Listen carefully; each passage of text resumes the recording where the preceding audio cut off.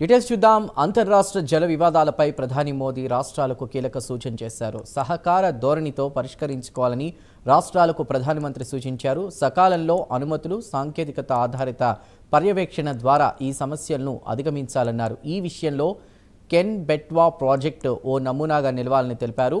Can Betwa నదుల అనుసంధాన project సహా ఆయా రాష్ట్రాల్లో 30,000 కోట్ల విలువైన అభివృద్ధి పనులపై ప్రధాని సమీక్ష నిర్వహించారు.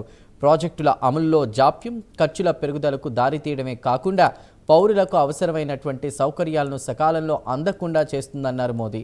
నీటి భద్రత కోసం నదుల అనుసంధానం, జల సంరక్షణ, భూగర్భ జలాల పునరుజ్జీవం వంటి అంశాల్లో అవకాశాలను గుర్తించాలని రాష్ట్రాలకు మోదీ సూచించారు.